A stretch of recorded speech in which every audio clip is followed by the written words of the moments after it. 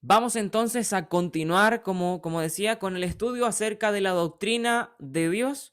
Y habíamos, recapitulando un poquito brevemente lo que vimos la clase pasada, estudiado la doctrina acerca de Dios, comenzando por lo que sus nombres nos revelan acerca de Él. Recordemos que cuando comenzamos este estudio la semana pasada, entendíamos que entender la plenitud de la revelación divina de quién es Él es imposible para nuestras mentes finitas. Sin embargo, en su omnipotencia, omnisciencia, en su amor, gracia y misericordia, Dios se reveló a sí mismo de una manera que para nosotros sea fácil de entender, sea sencilla y también nos da lo suficiente como para conocerle, como para confiar, depender y seguirle a Él. Así que, ¿de qué manera Dios se ha revelado? Primero pasamos estudiando los nombres, ya que Dios revela parte de sí, de su carácter, no es solamente una manera de llamar a Dios, sino una revelación acerca de quién es Él, de su carácter, de cómo actúa Él hacia nosotros, cómo es en función de sus atributos también, cosa que comenzamos a estudiar también la semana pasada, y así recorríamos nombres como Jehová, ¿no es cierto? Él o Elohim, Adonai, y así otros nombres compuestos como Jehová Rafa, Jehová Nisi, y de esa manera podíamos entender un poquito cómo, quién es Dios y cómo se relaciona con nosotros, ¿sí? Y luego pasamos a estudiar los atributos de Dios, la primera parte, los atributos que revelan la propia naturaleza de Dios, ¿sí? En función de sí mismo, allí estudiamos algunos atributos y hoy día nos restan la otra parte de los atributos de Dios. Cómo es Dios en función o en relación con la naturaleza o con el universo y cómo es Dios en relación con nosotros. Como siempre, cualquier duda, comentario o opinión, allí pueden hacerla. Es la idea que puedan ahí aportar, ya sea por Facebook o por Zoom, quienes estén viendo. Sean bendecidos todos nuestros hermanos que están allí en Zoom y también quienes están viendo por Facebook. Así que vamos a avanzar a la clase de hoy día. Como decía, vamos a ver primero los atributos de Dios en relación con el universo. Primer atributo, la omnipotencia de Dios, ¿sí? El término omnipotente, omni significa todo, ¿sí? No ovni, omni, ¿sí? Para que se entienda allí, claro, omni, O-M-N-I. Omni es todo, potente es capacidad o poder, ¿no es cierto? Por lo tanto, este atributo nos revela y nos dice que Dios es capaz de hacerlo todo, ¿sí? Él es todopoderoso. Eso significa la omnipotencia de Dios. Desde el primer versículo de la Biblia, nosotros queda allí plasmada la omnipotencia de Dios, ya que se nos revela un Dios creador.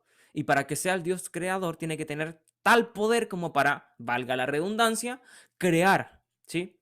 No hay nadie más que tenga ese poder. Solo Dios puede hacerlo. Ahora, la omnipotencia de Dios no debe ser malentendida, ¿sí? Porque muchos resumen la omnipotencia de Dios en que Dios puede hacer todo, ¿sí? Todo, sin excepciones. Y eso no es tan cierto. Quizás alguien se preguntará, ¿cómo un Dios omnipotente, que en definición puede hacerlo todo, al mismo tiempo no puede hacer todo? Sí, es verdad, así funciona.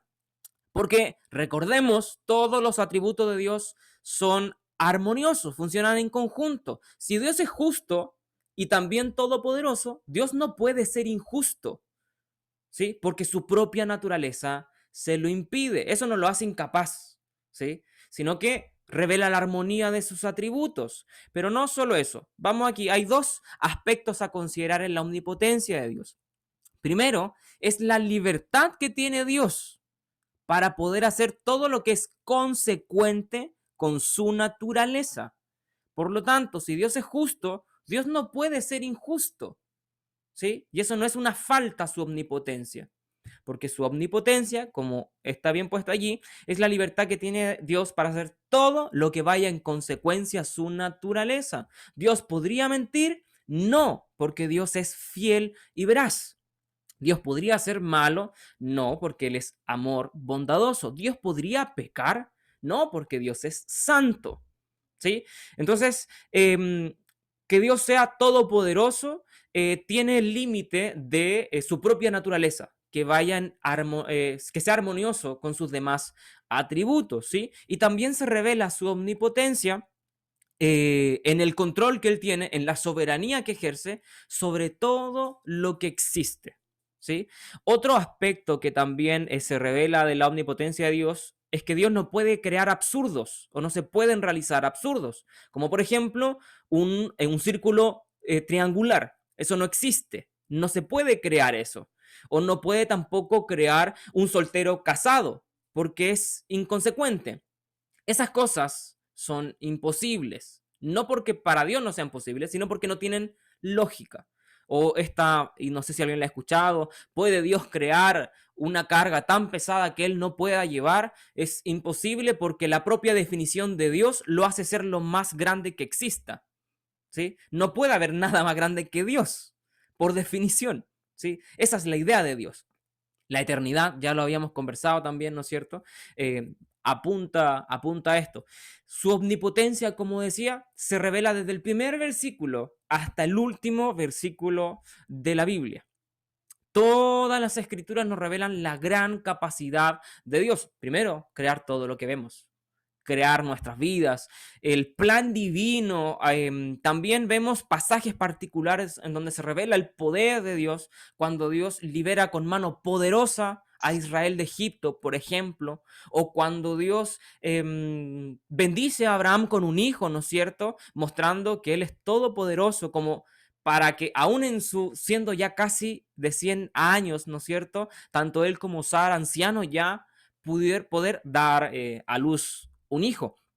Y así, distintos milagros que nosotros vemos a lo largo de la escritura nos revelan este atributo de Dios, el carácter omnipotente de Dios. Hay tres ovnis en la Biblia, ¿no es cierto? Omnipotente, omnipresente y omnisciente. Vamos a ir viendo cada uno de ellos.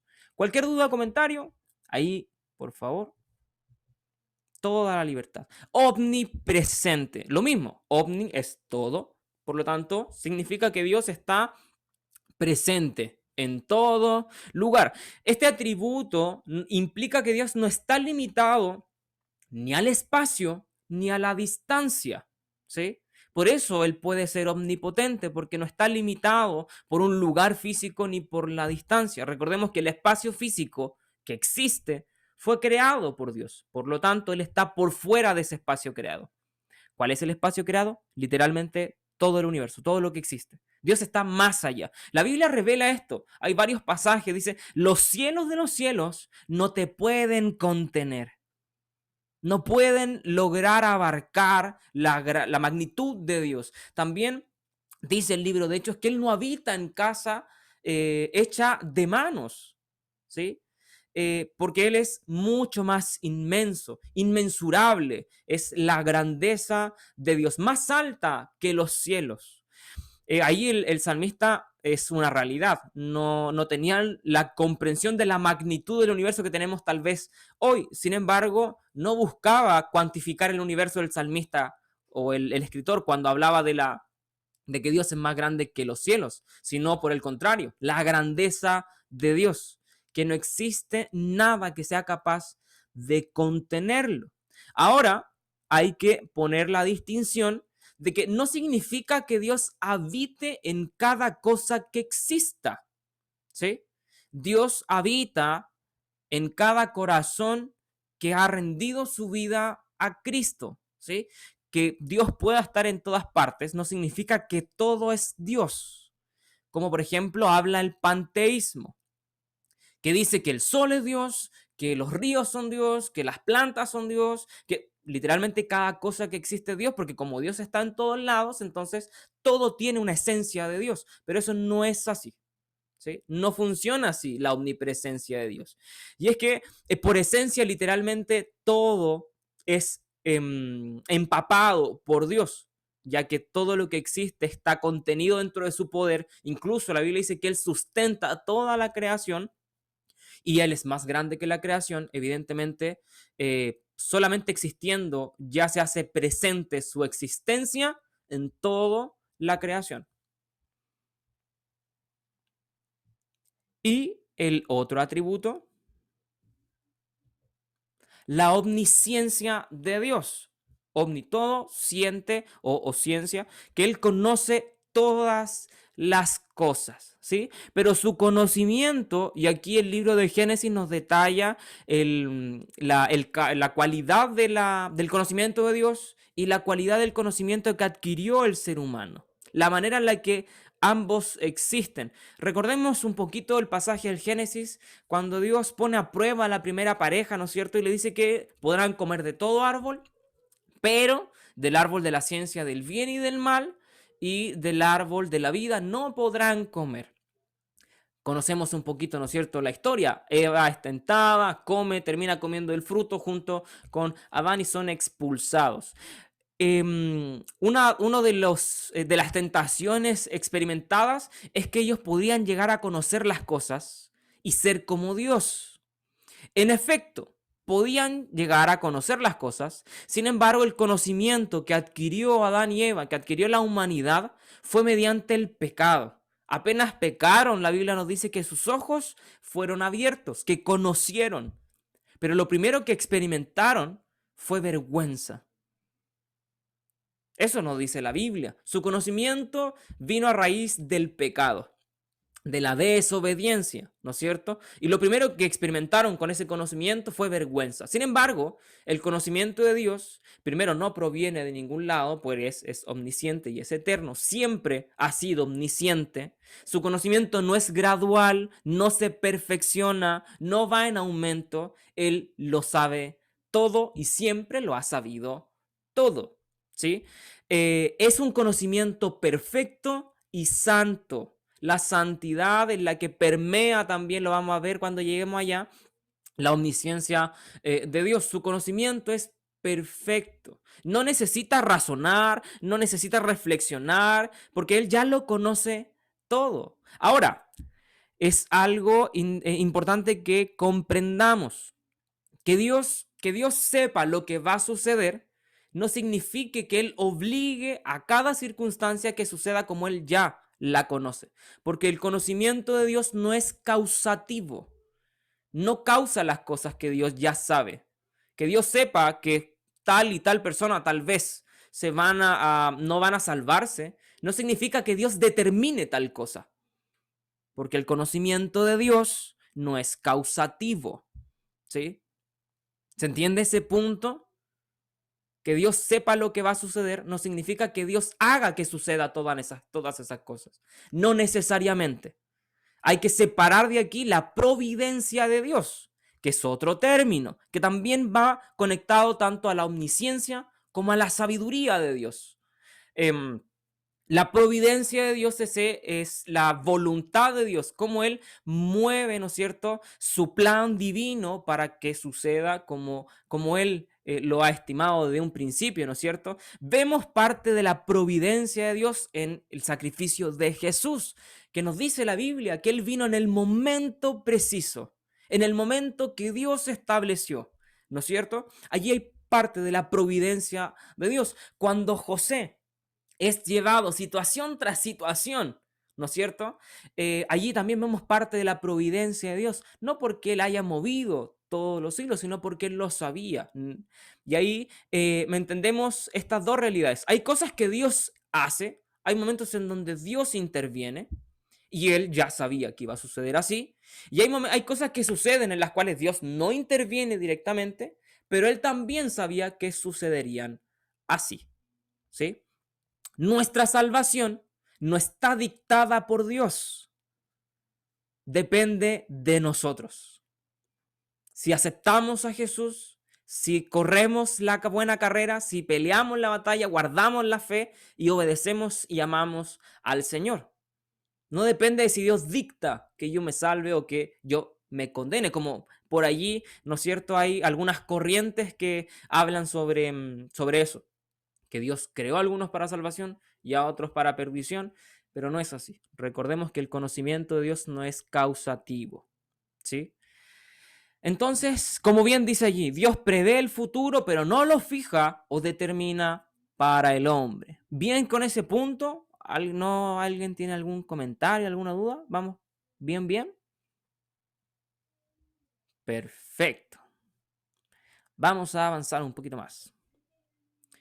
Dios es sabio, ¿sí? La sabiduría de Dios, como dice ahí, es una combinación entre su omnipotencia y su omnisciencia. Él lo conoce todo y como es capaz de todo, la manera en la que Dios emplea ese conocimiento es perfecto, porque lo emplea en función de sus propósitos, de su voluntad, la cual es agradable, es buena, ¿no es cierto? Y de nosotros, ¿cómo ejerce esos pensamientos, esa sabiduría? Como nos revela la palabra.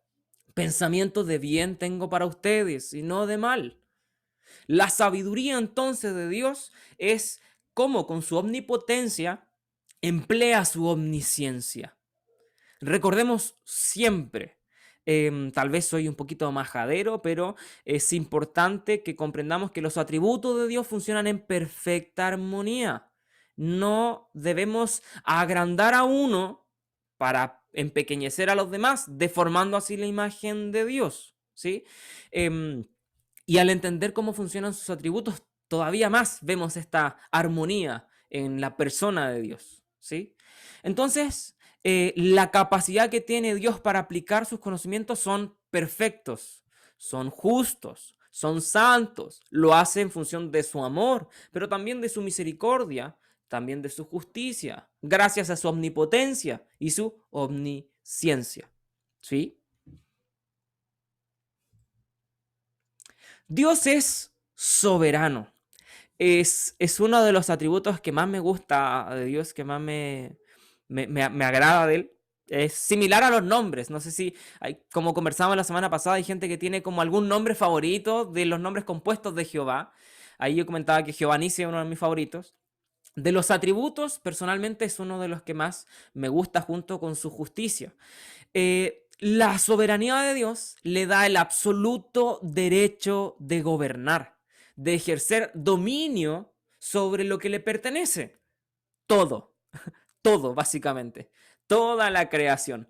Y Él dispone de todo lo que le pertenece para ejecutar su voluntad.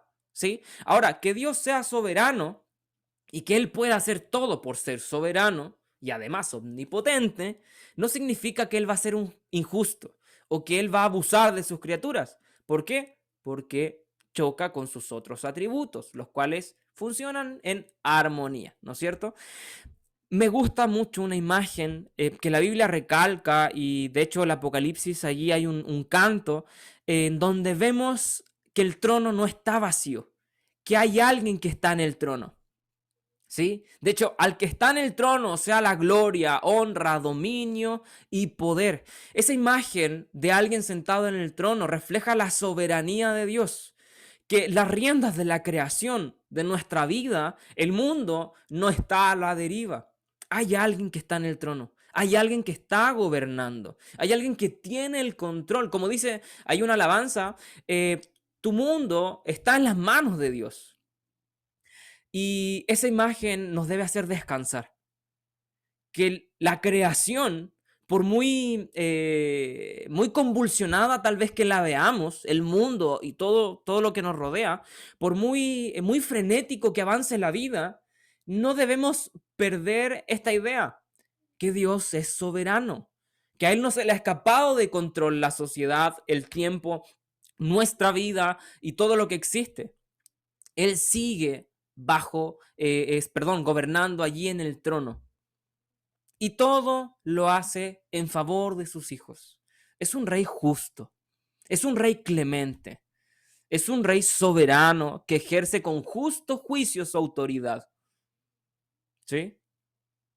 Pero también es santo, no abusa en amor y tampoco en justicia. Hay un equilibrio perfecto. Bien, ¿alguna duda hasta este punto? Vamos a ver ahora los atributos en relación a sus criaturas.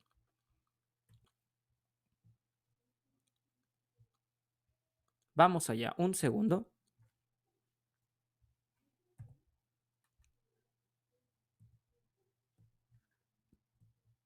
Ahí se ve, ¿verdad? Sí, se ve. ¿Cómo opera Dios con nosotros, con sus criaturas, con su creación? Dios primero es santo. La santidad de Dios, de manera directa, significa una pureza moral. Nadie, por esencia, es santo. La santidad que hemos recibido ha sido impuesta. No es por nuestra esencia. Por esencia, de hecho, al contrario, somos pecadores. Nacimos, ¿no es cierto?, en pecado. En maldad somos concebidos. ¿Por qué? Porque tenemos una naturaleza corrompida, sucia, quebrantada. Vamos a profundizar harto en esto cuando estudiemos tanto al hombre como el pecado, que se viene, se viene. Entonces, Dios es santo por esencia y esa pureza moral se debe a su carácter, ¿sí? Él es, ha sido y será siempre santo. Por lo tanto, Dios jamás ha pecado y jamás pecará. Esa es una garantía. Nunca va a ser nada malo. Nunca, nunca, nunca. Ahí debemos descansar. ¿Se fija? Cada atributo en sí mismo nos basta para descansar a Dios, pero no nos da uno ni dos. Es una serie completa de atributos que nos debiesen llevar a rendirnos por completo a Dios. Por su santidad, Dios no puede pecar ni tampoco tolerar el pecado. No puede tolerarlo. Ahora, ¿cómo Dios permite que seres pecadores como nosotros tengan una relación con Dios, un ser absolutamente santo? ¿Cómo es posible que un Dios santo que no puede tolerar el pecado tenga una relación con seres tan pecadores como nosotros? ¿Cómo es posible? No sé si alguien allí pudiese comentar qué opinan ustedes o cómo o una posible respuesta a esta pregunta. ¿Cómo un Dios santo que no tolera el pecado tiene una relación con seres tan pecadores como nosotros? ¿Cómo es posible?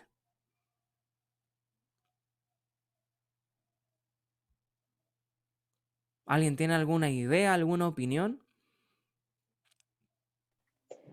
Porque somos santificados a través de Jesucristo. Sí. Y Dios nos ve santos a través de Jesucristo. Perfecto. Ahí entra Jesús en la escena y la justicia de Dios. Gracias a su justicia ejecutada sobre Jesús, como bien decía ahí Belén, a través de él, Dios puede tener comunión con nosotros. ¿Sí? Es hermoso porque él no necesita, y vamos a profundizar un poquito de esto, un poquito sobre esto un poquito más adelante. Dios no nos necesita, pero aún así Él decide tener una relación con nosotros. Pero somos pecadores y Él es santo. No nos pide a nosotros que busquemos la manera. No nos pide a nosotros que busquemos el camino. Él provee el medio por el cual podamos tener una comunión con Dios y ese medio es Jesús. Ese puente, esa conexión es Jesús y su sacrificio. Gracias a su justicia. Gracias a su justicia. Si Dios no fuera justo, Jesucristo no se hubiese sacrificado por nosotros. ¿Sí? Em, la santidad de Dios es uno de sus atributos básicos, por esencia, medulares. ¿Sí? Todo es permeado por su santidad, como decía hace un momento. Que Dios sea santo lo hace perfecto. Y por eso su justicia también es perfecta, porque es santa. Por eso el amor de Dios no está inclinado hacia ningún lado, sino que es equilibrado, porque es un amor santo. Por eso también la misericordia de Dios no es abusiva, no es completamente desbordante, sino que es santa también. Por eso su poder, su soberanía no es injusta, porque es santa. Es perfecta, es pura, ¿sí? No como nosotros. Nuestro amor está ensuciado, nuestras buenas obras están ensuciadas y literalmente todo lo que hacemos está condicionado por nuestra naturaleza corrompida. Todos nuestros atributos están condicionados, están salpicados por nuestra naturaleza corrompida, pero en el caso de Dios no es así. La santidad que nosotros podemos experimentar o de lo que la Biblia nos habla de ciertos personajes, lugares, ¿no es cierto? Son cosas que Dios ha santificado. Y esa es la experiencia que nosotros podemos llegar a tener con la santidad. No es algo que brote de nosotros, es algo que ha sido impartido por Dios. Y vamos a profundizar harto sobre esto cuando hablemos sobre la doctrina de la salvación y entendamos el concepto de la santificación, que fuimos santificados en el momento en el que creímos en Dios, en el que nos rendimos y le abrimos nuestro corazón. Pero también inmediatamente se comenzó un proceso de santificación.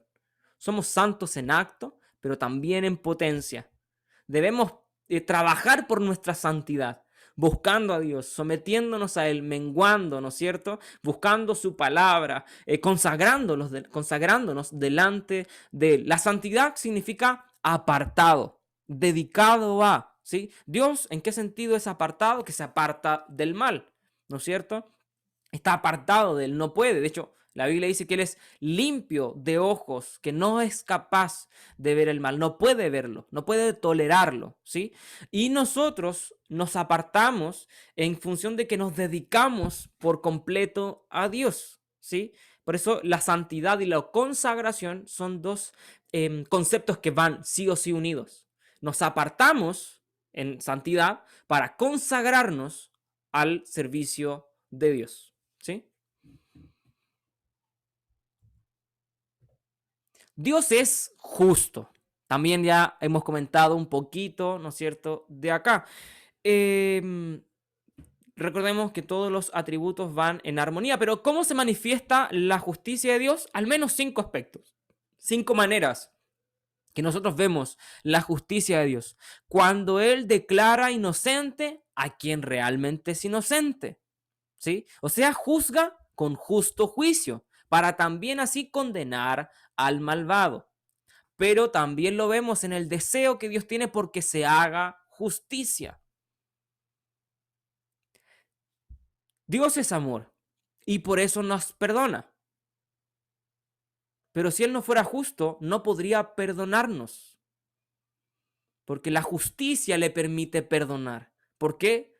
Porque ese castigo, ese pecado, esa falta ya fue pagada gracias a Jesús.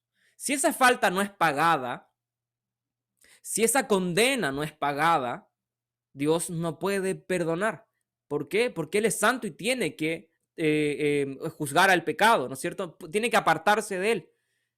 Por lo tanto, ahí vemos cómo funciona de manera otra vez armoniosa todos sus atributos. Recordemos que cuando Jesús murió, vemos la mayor expresión de amor, pero también al mismo tiempo la mayor expresión de la justicia de Dios. Porque no se hizo el ciego, porque él pudo haber, era su propio hijo, y aún así él ejecutó justicia sobre él. Ahí vemos que por ser un Dios amoroso, no menguó su justicia, sino que fue armoniosa, perfecta, equilibrada.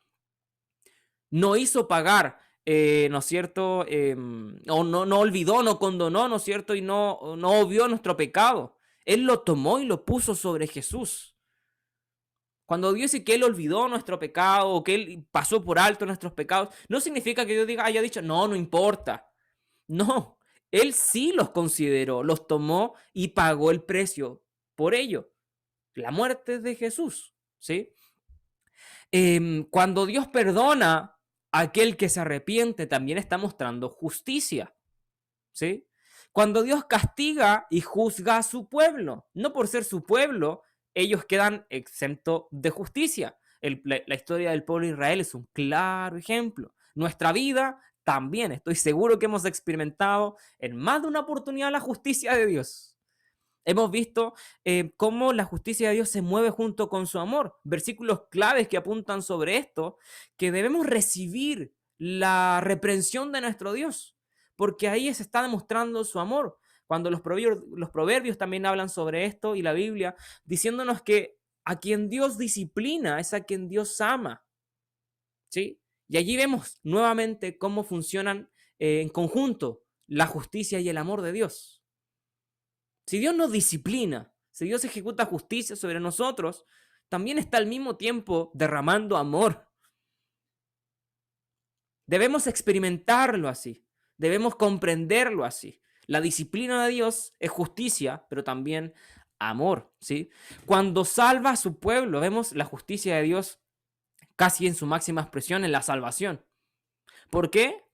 Porque ejecuta a Jesús, ¿no es cierto? Su justicia divina, pagando el precio no solo de mis pecados, sino los de todos nosotros, una vez y para siempre, ¿no es cierto? Y también cuando da la victoria, ¿no es cierto?, a sus hijos en alguna causa, cuando da el favor a sus hijos, ¿no es cierto?, ante la injusticia, ante la maldad o ante el dolor o cualquier otra adversidad. Ahí también vemos la justicia de Dios. Estoy seguro que todo esto lo hemos experimentado. Hemos visto cómo Dios ha sido bueno con nosotros, cómo Dios nos ha dado favor. Pastora. No quiero leer un texto, ¿se escucha bien? Sí. ¿No? Ya. Que está ahí con respecto a lo que estás diciendo. Me gusta mucho ese texto porque habla mucho de lo que estás diciendo. Dice, 2 Corintios 5:21, que dice, al que no conoció pecado, bueno, quien no conoció pecado fue Jesucristo, es el Santo Cordero. Y aquí está el amor de Dios también, la justicia y el amor. Dice, por nosotros lo hizo pecado a su propio Hijo. Ahí está el amor de Dios. Así decimos, Dios no me ama, es una gran mentira, porque aquí está diciendo que a su propio Hijo lo hizo pecado, y en él no había pecado, por nosotros lo hizo pecado, con un propósito, que sin esto no hubiera pasado, nosotros estaríamos condenados. Ah, Dios es justo, para que nosotros fuésemos, hecho justicia de Dios en él. Entonces, en Jesús.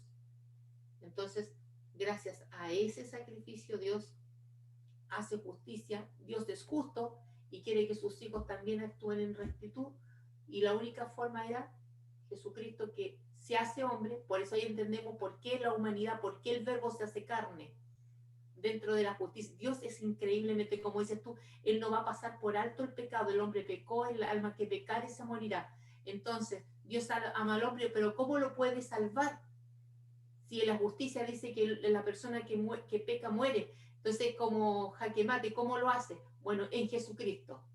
Es tremendo esto, entenderlo, y que el Espíritu Santo nos haga entender esta verdad, porque cuando nosotros entendemos esta verdad, también está la gratitud y el amor con el cual respondemos al amor de Dios. Entonces, Él lo hace pecado para que la justicia de Dios sea hecha en el hombre. Entonces, ahí entendemos la humanidad. ¿Por qué Dios se hace hombre? Porque un hombre pecó, un hombre tiene que pagar el castigo por el pecado. Entonces, ¿qué hacemos? Bueno, Jesús se hace carne, habita entre los hombres, nace como un ser humano, pero sin pecado, representa al hombre en la cruz, pagando el pecado de todos nosotros. Y a través de ese sacrificio y de que la deuda es saldada a través del sacrificio mismo de Jesucristo, nosotros podemos optar a través del arrepentimiento de la fe a la salvación. Y ahora, como decía Belén, ya no nos ve sucios, sino que nos ve limpios a través de Jesucristo. Como dicen los PTPT, ¿cuántos dan gloria a Dios por eso? Bendiciones.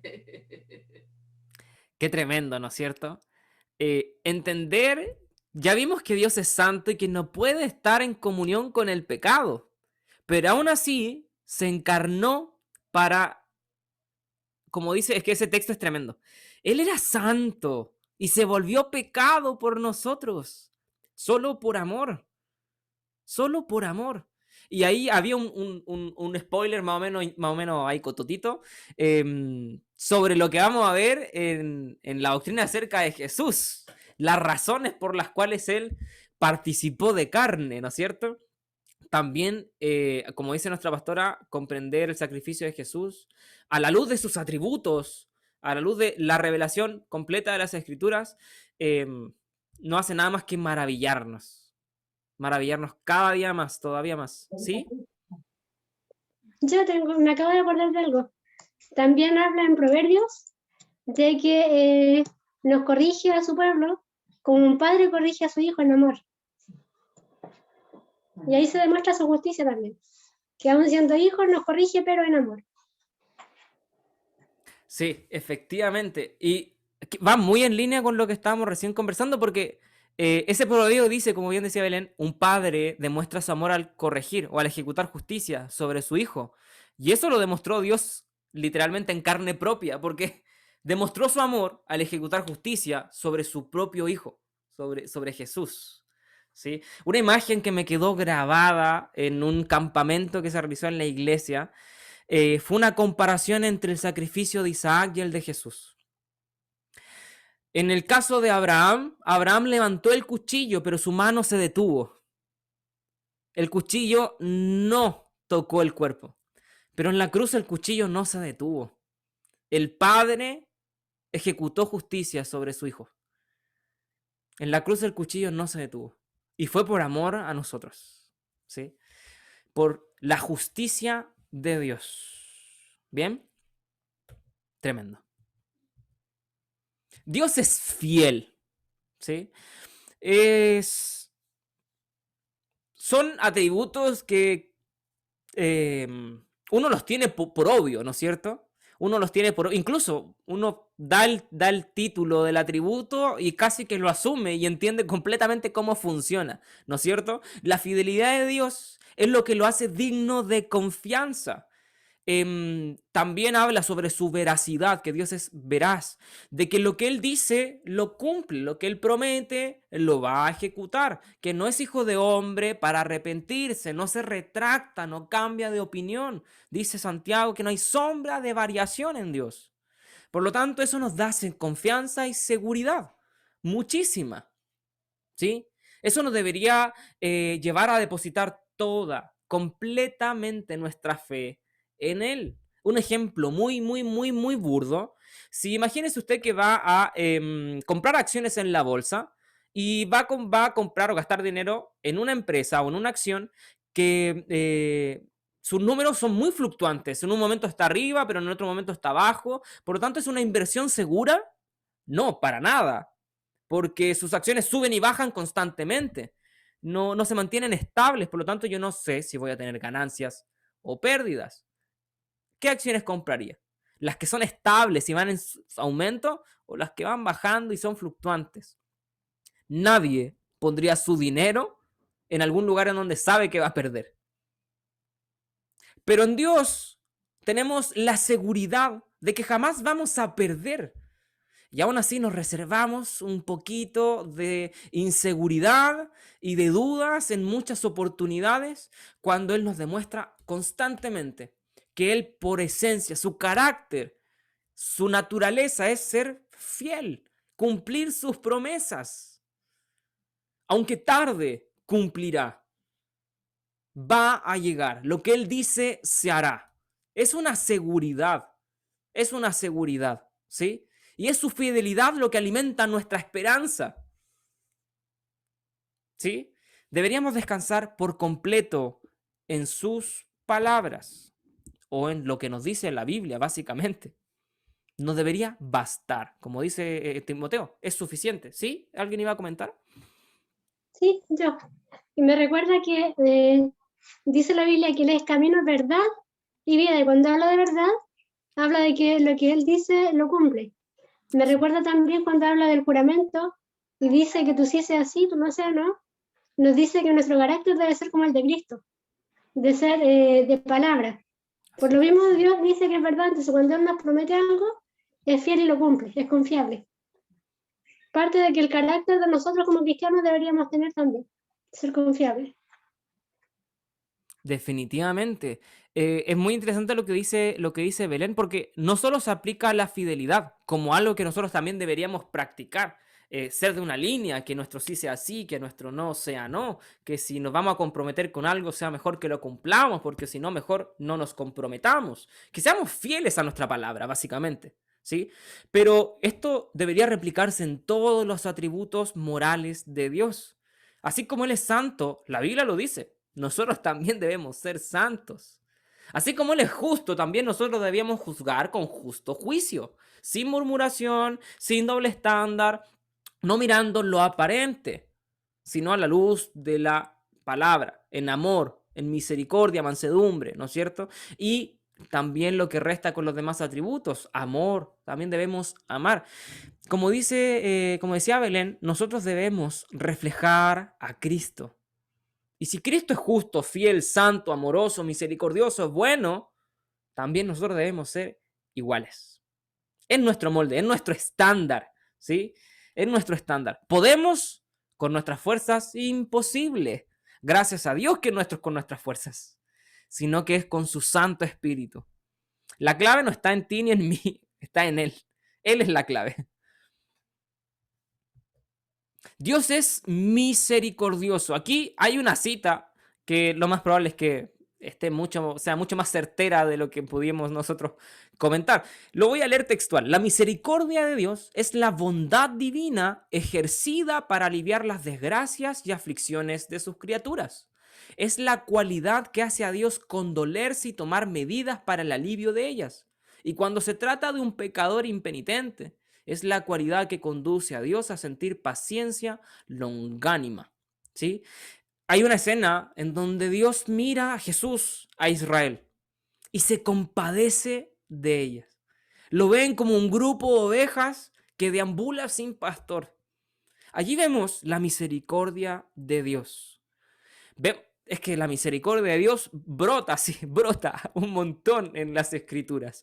Cuando nosotros vemos a Jesús sanando a la mujer del flujo de sangre, que él también hay compasión por Bartimeo, por Zaqueo, por Lázaro, por el ladrón al lado en la cruz, ¿no es cierto? Y por cada uno de nosotros.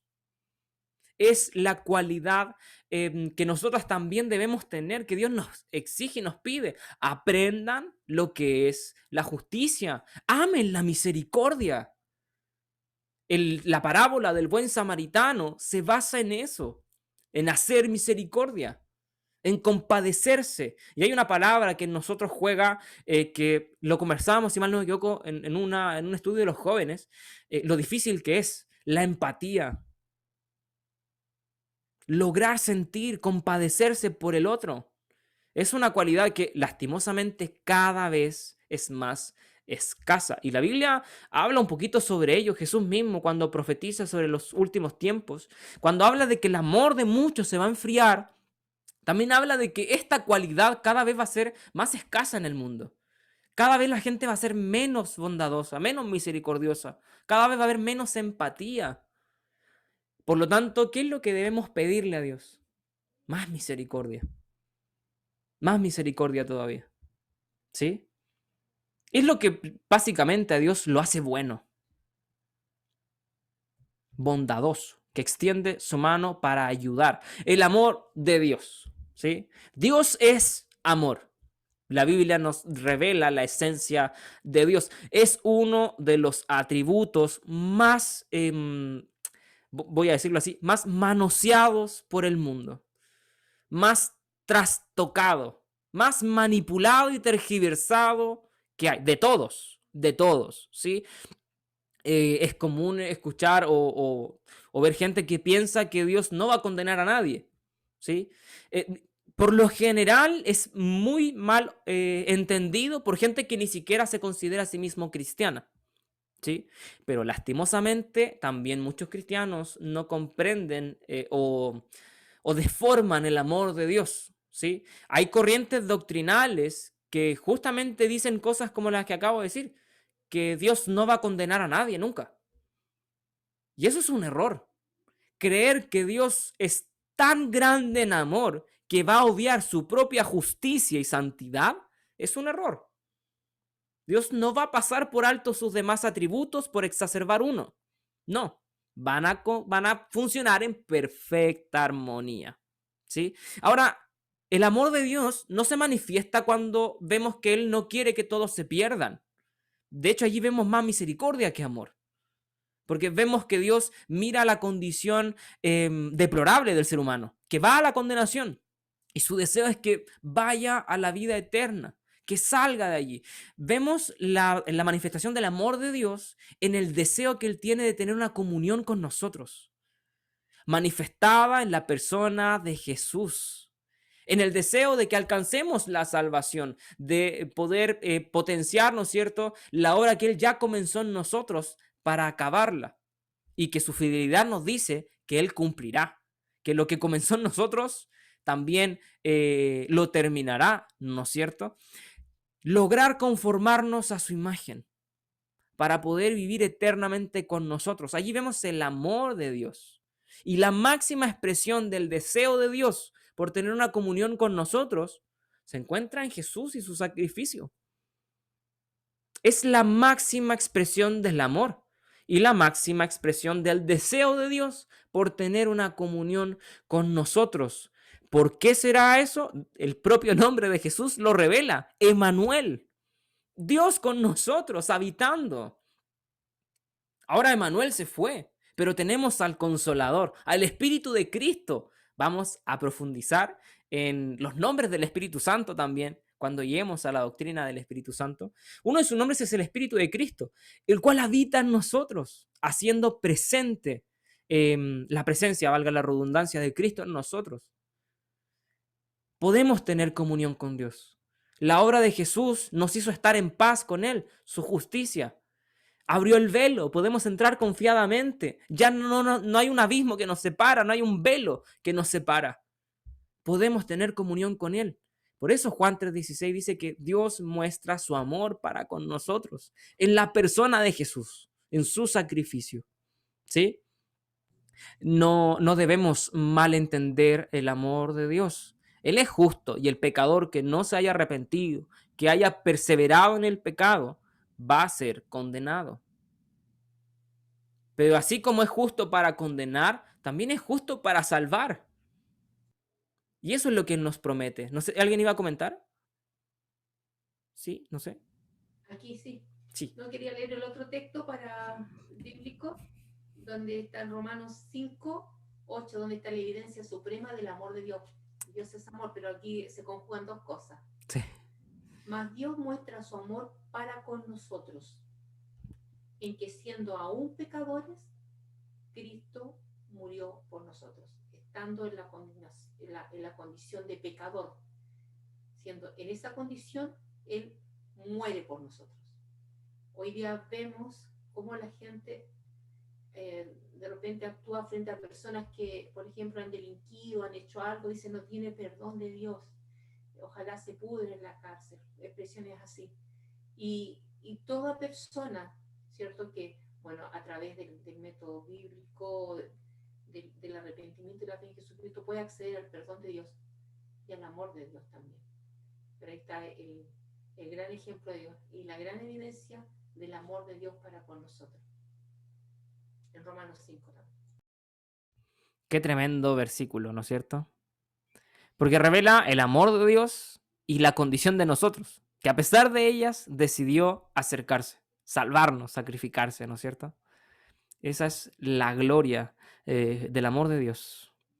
Dios es bueno, ¿no es cierto?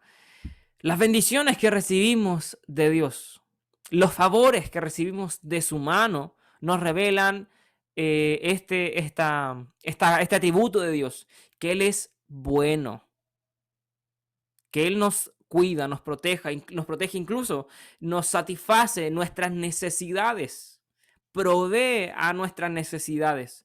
Y cuando no sabemos pedir, la Biblia dice que aún así el Espíritu clama e intercede por nosotros pidiendo lo que se nos es necesario. Dios es bueno, como hay una frase que es bastante repetitiva, ¿no es cierto? Y salió de una película, se hizo todavía más masiva. Dios es bueno todo el tiempo y todo el tiempo Dios es bueno, ¿no es cierto? Bondad que experimentamos cada mañana, cada día.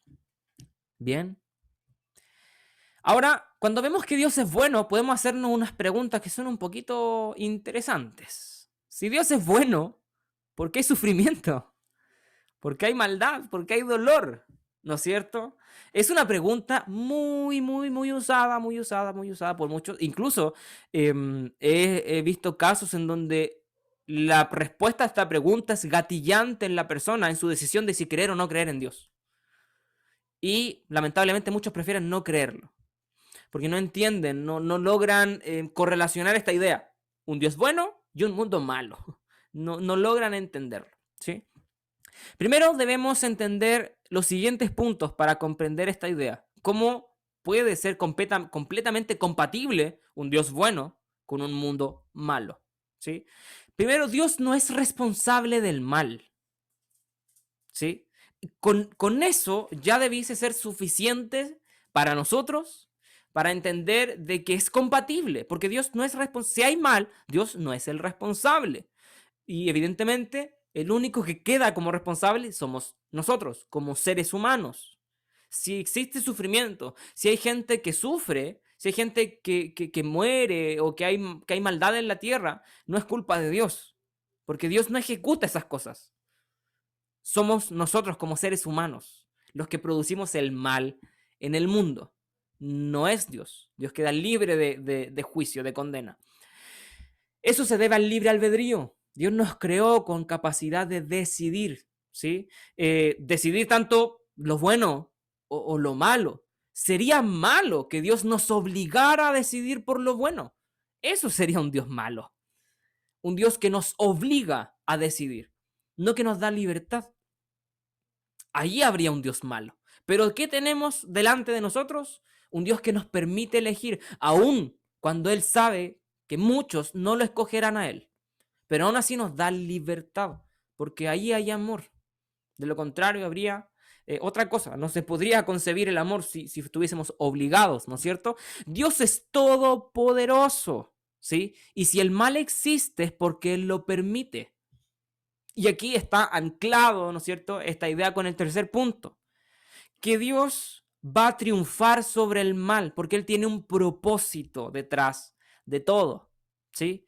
Él va a exterminar no solamente el mal, sino también el dolor, el sufrimiento de la tierra, de nuestras vidas. Esa es su promesa, esa es nuestra esperanza, ¿no es cierto? Y además también Dios creó un universo que funciona de acuerdo a leyes naturales, ¿no es cierto? Por lo tanto, como nosotros podemos entender y cae allí en el sentido de la lógica, ¿no es cierto? Hay leyes que si son quebrantadas, lamentablemente caen en accidentes.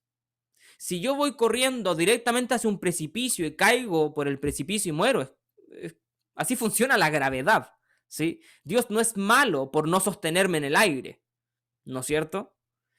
Porque el universo funciona así. Hay muchas cosas que simplemente suceden. La mayoría de las cosas son culpa nuestra. Son culpa del ser humano, de la maldad que corre en nosotros. ¿Por qué Dios permite esto? Cuando la gente busca y se hace esa pregunta, busca un responsable. El 90% de las veces que la gente pregunta el por qué Dios permite algo, es porque busca responsabilizar a Dios del mal, librándose de todo peso. Porque yo puedo responder de vuelta. ¿Y por qué tú lo permites? ¿Por qué nosotros lo permitimos? Dios permite el mal con un propósito. Pero ¿por qué nosotros permitimos que el mal se propague? ¿Por qué nosotros nos permitimos a nosotros mismos hacer las cosas malas? Es porque queremos buscar un responsable y librarnos de toda culpa. Porque si Dios es culpable, entonces yo no lo soy. Qué bueno por mí. Ese es el deseo. Esa es la razón que existe detrás del 90% de las veces que se hace esa pregunta. ¿Por qué Dios lo permite?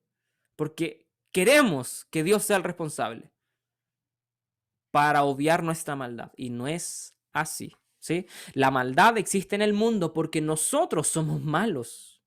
Y es el resultado de una creación corrompida que deliberadamente, voluntariamente, no solo ha hecho el mal, sino que ha rechazado el bien. Y eso es lo que nosotros vemos a diestra y a siniestra.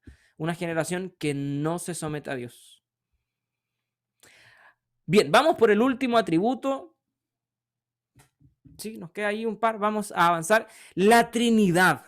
La Trinidad es una de las ideas más difíciles de entender y de aceptar a Dios, ¿sí? Hay muchas corrientes que no creen en la Trinidad, muchísimas, muchas, ¿sí? Muchas. De hecho, la cristiana, ni siquiera podemos decir que la línea reformada en conjunto acepta la Trinidad, porque hay ramas que no. Pero la línea reformada, metodista y pentecostal, por norma, por historia, aceptan la Trinidad. Muchas otras no. ¿Sí? Y otras religiones directamente la rechazan. ¿Qué es la Trinidad? La idea de que hay, básicamente, vamos a profundizar ya en ella, de que hay tres personas distintas, pero que conforman un solo Dios. Lo que hablábamos en el atributo de que Dios, de la unidad de Dios, de que Dios es uno, entendemos como una unidad compuesta. Dios es uno, pero compuesto de tres personas distintas, igualmente divinas, igualmente soberanas y comparten en la misma igualdad todos los atributos ya vistos. Vamos a hablar allí sobre ello. Como decía, es una unidad compuesta. Hay tres personas distintas en esta unidad, ¿sí? Las cuales son divinas, todas por igual, conscientes de que son distintas, ¿sí? Separadas la una de la otra, pero que conforman un solo ser, un solo Dios. No hay tres dioses, es solo uno, conformado con tres personas distintas. El Padre, Hijo y Espíritu Santo, cada uno además con funciones distintas. El Padre crea, el Hijo redime, el Espíritu santifica, pero en cada operación están los tres presentes, ¿sí? Una imagen que me gusta mucho que refleja la Trinidad a la luz de la revelación completa de las Escrituras es Génesis, el relato de la creación. Allí vemos a la Trinidad operando en la máxima expresión, ¿sí? El Padre habla. ¿Y quién es el que ejecuta? El Hijo. Lo entendemos gracias a Juan, que por medio de él fueron hechas todas las cosas, cuando el Verbo era en el principio y el Verbo era con Dios y el Verbo era Dios, ¿sí? Ese es Jesús. El Padre habla, el Hijo ejecuta. ¿Y quién manifiesta la presencia de Dios en medio de su creación? El Espíritu Santo moviéndose sobre la faz de las aguas, ¿sí? Vemos entonces que esta unidad es una unidad compuesta, no de tres dioses, sino de tres personas que conforman un Dios, ¿sí? ¿Es difícil de entender? Sí, pero eso no nos debe llevar a descartar, al contrario, muchas corrientes doctrinales que no aceptan la Trinidad, su única razón para no aceptarla es porque es compleja y difícil de entender, por no decir imposible. Pero el intento de humanizar y simplificar a Dios también es algo equivocado de nuestra parte. No podemos pretender que un Dios eterno, insondable, imposible de comprender a plenitud, podamos reducirlo a algo que nosotros podamos simplemente entender y no asumir que su existencia ya escapa a nuestra propia comprensión. ¿Sí? ¿Es difícil de entender? Sí, porque no tenemos nada similar en el mundo. No hay nada que podamos nosotros decir, es que esto se parece a esto. No hay nada. Cualquier ejemplo que podamos concebir para explicar la Trinidad queda tremendamente corto de explicar, porque no logra abarcar la plenitud del concepto, de la idea, ¿sí? Aquí hay un gráfico que nos ayuda a entender un poquito. El Padre no es el Espíritu y el Espíritu no es el Padre, ¿sí? Sin embargo, ambos son Dios. El Espíritu no es el Hijo y el Hijo no es el Padre. Es alguien aparte. Sin embargo, los tres son Dios, ¿sí? Es una manera de comprender la Trinidad. Los tres son un solo Dios. Primera de Corintios, capítulo 2, verso 16. Es complejo, porque ¿quién va a entender los pensamientos del Señor? ¿Quién sabe lo suficiente, tanto como para enseñarle? Gracias a Dios. Tenemos nosotros el Espíritu de Cristo, la mente de Cristo, para poder entender estas cosas. Por eso la Biblia dice que el hombre carnal no es capaz de discernir las cosas espirituales, de entenderlas. Para el mundo esto es locura, pero para nosotros bendita locura, ¿no es cierto? El creer que las cosas de Dios son fáciles de entender y reducirlas a algo simplista es un error. No debe ser eso motivo para descartar la idea de la Trinidad, no cuando es revelada y hay gloria detrás de esto. El término Trinidad es cierto, nunca lo va a encontrar en la Biblia. Sin embargo, la doctrina está por doquier, ¿sí? Es una expresión teológica, el término Trinidad. La frase, la palabra, no está, no aparece en la Biblia, ¿sí? Es una doctrina, es una expresión teológica para englobar una idea revelada desde el Génesis hasta el Apocalipsis, que nos dice que un Dios, ¿no es cierto?, está compuesto por tres personas distintas. Ya adelantábamos un poquito cuando hablábamos del nombre de Dios Elohim, ¿no es cierto? Que el mismo nombre ya implicaba una pluralidad en la unidad compuesta de Dios, ¿sí? Ya ese término nos ayuda a entender un poquito sobre esto. Si el nombre no está en la Biblia, no significa que esto debe llevar a descartarnos. De hecho, el nombre de Dios no aparece en el libro de Esther, no sé si lo sabía, pero eso no nos lleva a descartar el libro de Esther. ¿Por qué? Porque a pesar de no mencionar su nombre, sí revela su carácter y está manifiesta su presencia. De la misma manera, el término la Trinidad no está en la Biblia, pero es una verdad que nosotros podemos extraer de todo el mensaje bíblico. Es la manera técnica para denominar una verdad que ya está revelada, ¿sí? Pero no nombrada.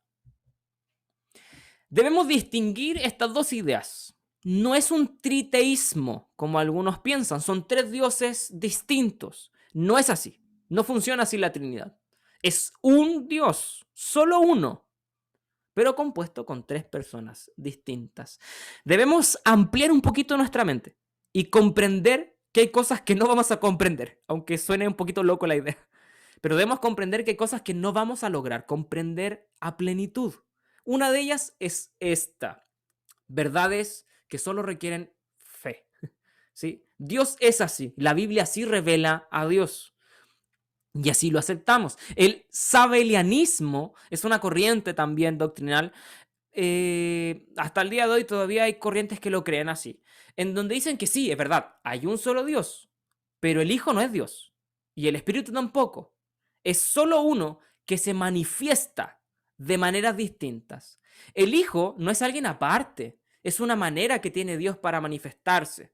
El Espíritu no es alguien aparte, es una manera que tiene Dios para manifestarse, pero es un error, ¿sí? Primero, porque la Biblia ampliamente separa al Hijo del Padre y separa al Espíritu del Padre y del Hijo. Incluso tenemos ocasiones en donde tienen comunión entre ellos. Y la Biblia revela que ya la tenían desde la eternidad.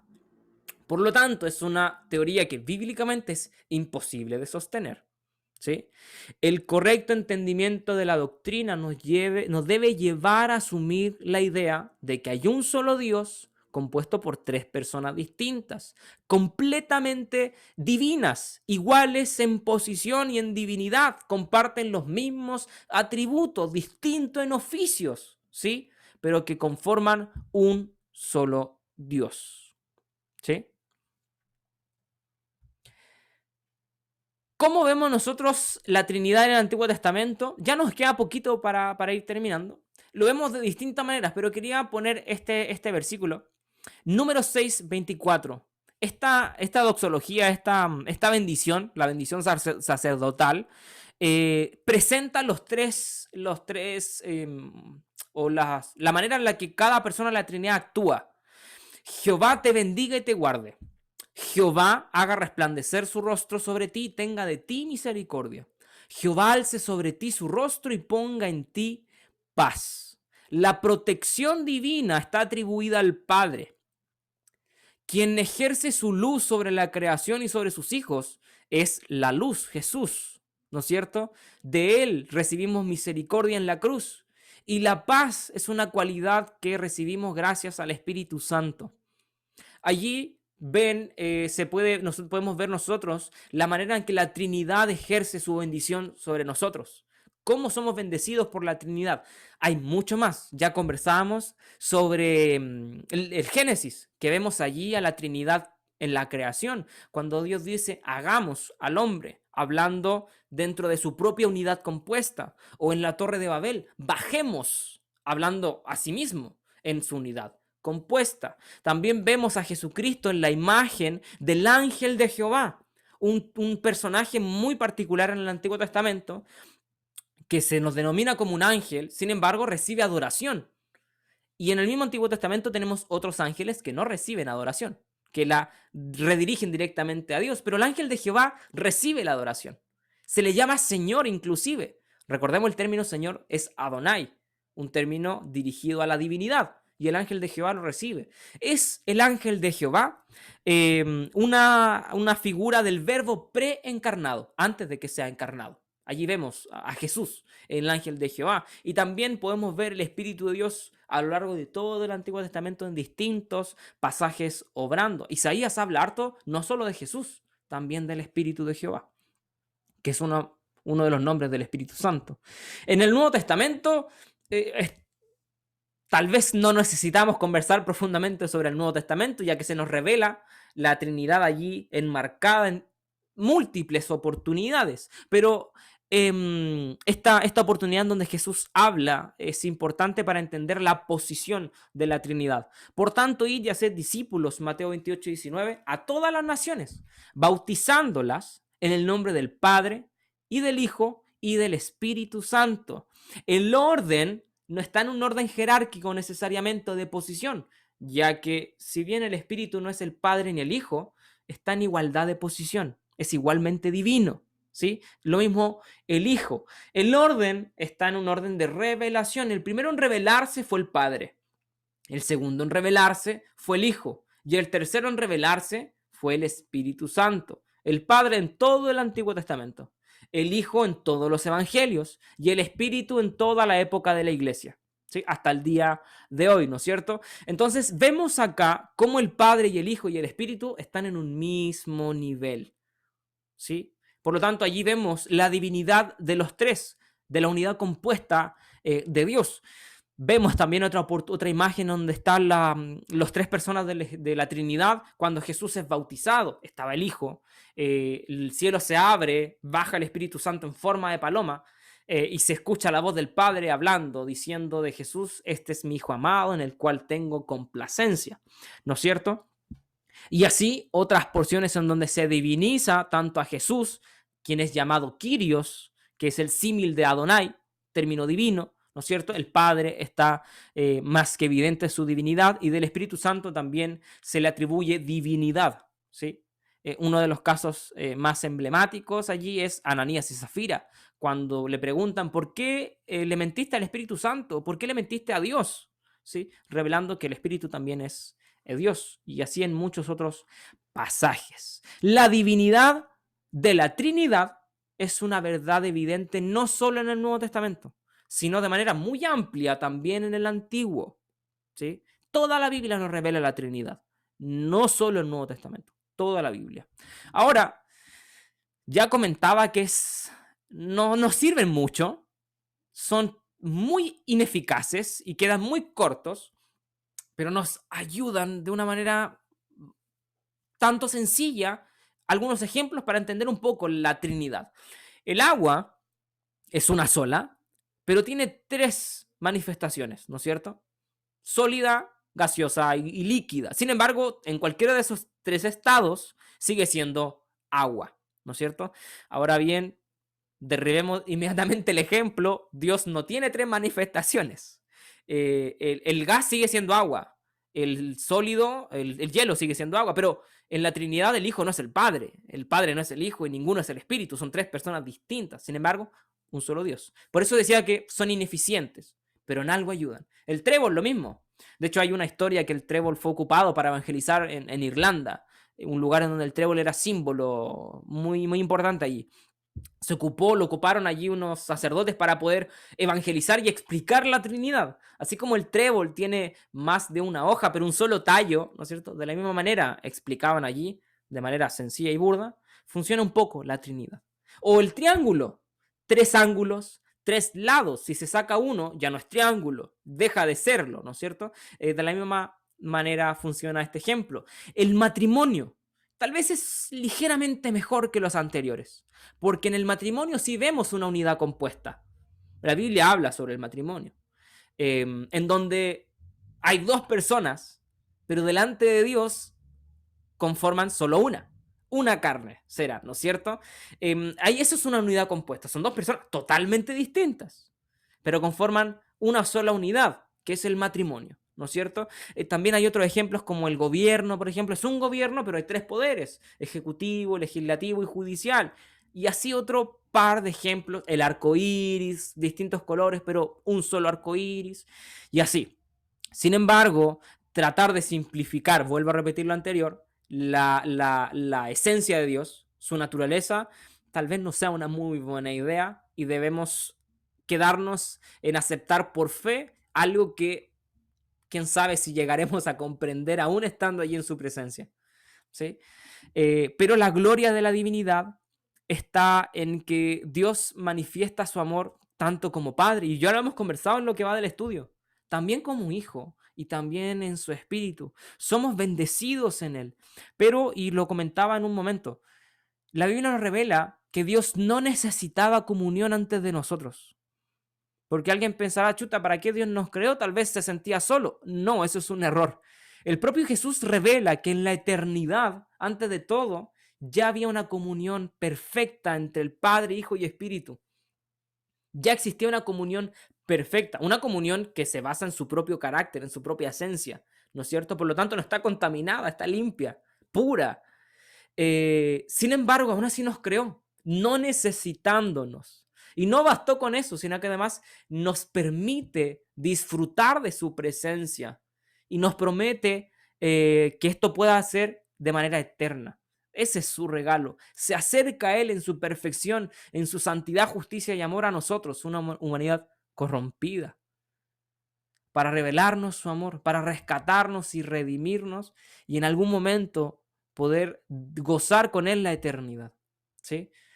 Bien, no sé si hasta acá alguien nos pasamos un pelín, pero quería terminar la Trinidad hoy día. No quería que quedara un cachito para la próxima.